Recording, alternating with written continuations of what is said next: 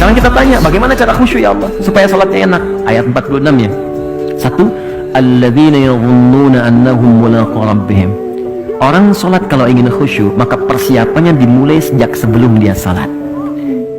Di khusyuk itu ternyata tahap pertamanya bukan saat salat, tapi sebelum salat. Apa ciri pertamanya? Pertamanya dia masih ingat, punya kerinduan untuk salat. Dia ada rasa ingat tentang salat.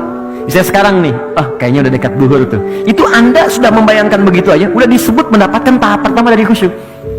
Ini berbahagialah kalau dalam keseharian kita masih ingat sholat.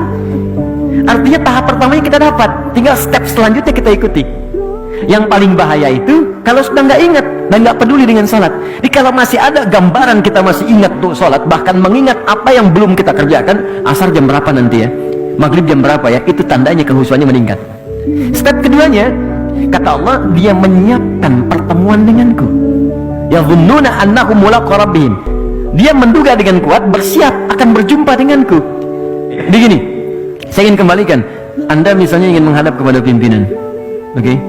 Diundang oleh Pak Gubernur, Pak Anies mengundang Anda misalnya ke balai kota. Pakai pakaian begini atau ganti? Gini aja, karena Anda melihat itu baik. Kalau Anda merubahnya dengan kaos, itu mustahil. Anda akan cari yang paling baik yang bisa Anda katakan ini layak untuk dipakai. Anda menghadap orang saja, Anda diundang dalam resepsi, Anda cari yang paling bagus. Sekarang Allah mengundang Anda 5 kali dalam sehari dan memberikan bahkan apa yang tidak Anda mintakan. Saya mohon maaf ya, mohon maaf. Orang yang mengundang Anda belum tentu menyelesaikan masalah Anda. Ini Allah sebelum mengundang kita udah menanya, meminta pada kita, kamu punya masalah apa? Ayo mintakan padaku. Engkau butuh, aku berikan. Kau sakit, aku sembuhkan. Kau ingin rezeki, aku penuhi. Di Anda bayangkan, dan tidak ada yang mengundang itu 5 kali dalam sehari. Allah undang kita. Makanya Allah balik nanya, kamu diundang manusia, penampilan kamu begitu bagus, kenapa diundang saya pakaian begini? Makanya turunlah Quran surah ke-7 ayat 31. Kata Allah, lihat kalimatnya, ya bani Adam khudhu zinatakum 'inda kulli masjid. Hei anak cucu Adam, kalau ada panggilan dari masjid, cepat kenakan pakaian terbaikmu. Jadi ternyata penampilan itu step kedua untuk menghadirkan kekhusyuan.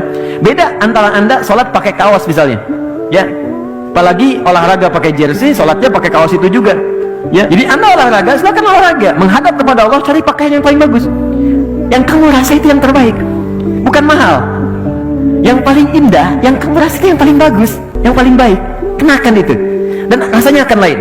Begitu Anda kenakan pakaian yang paling enak, paling bagus, kenakan parfum untuk laki-laki, begitu Anda lakukan seperti itu step yang kedua. Yang ketiga, ini poin yang paling dahsyat. Perhatian kalimatnya, wa annahum ilaihi raji'un. Dan rasakan, kenapa engkau kenakan pakaian bagus itu, yang paling halal, menghadap Allah, karena mungkin itu sholat terakhir kamu yang kamu lakukan ketika kamu akan berpulang kepada Allah.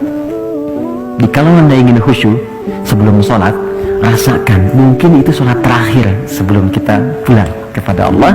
Karena itu imam mengatakan shollu sholatan muwadda.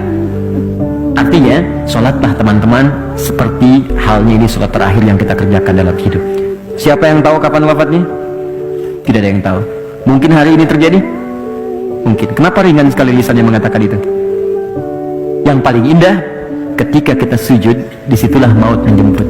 Itu yang paling indah. Maka kata Allah, kita nggak tahu kapan kita wafat, maka bayangkan saat sholat, mungkin itu sholat terakhir yang kita lakukan sebelum kita wafat. Maka dari itu saya ingin katakan, kalau ingin khusyuk, ingat-ingatlah suatu saat kita pulang. Yang terakhir kata Al-Quran, berusaha memahami apa yang kita bacakan dalam sholat, supaya pikiran kita tidak liar. Itu ada di Quran surah ke-29 ayat ke-45. Utslu ma uhiya ilaika minal kitab wa aqimis sholat. Sebelum sholat kata Allah, bacakan dulu bacaan-bacaan sholat, pelajari sampai paham. Setelah paham, kerjakan. Mulut berbicara Allahu Akbar, pikiran menerjemahkan Allah Maha Besar, hati meresapi Allah, aku berikrar Engkau yang Maha Besar. Kenapa aku merasa sombong pada orang lain? Aku merasa tinggi dibanding orang lain. Aku merasa hebat dibanding yang lain. Maka Anda rendahkan diri Anda di situ. Kalau pikiran kita otomatis menerjemahkan, maka dia tidak akan liar. Tidak akan terjadi lisan Allahu Akbar, pikiran mencari kunci, pikiran membalas WA dan sebagainya. Mustahil. Karena semua terfokus untuk menghadirkan keagungan Allah Subhanahu wa Ta'ala.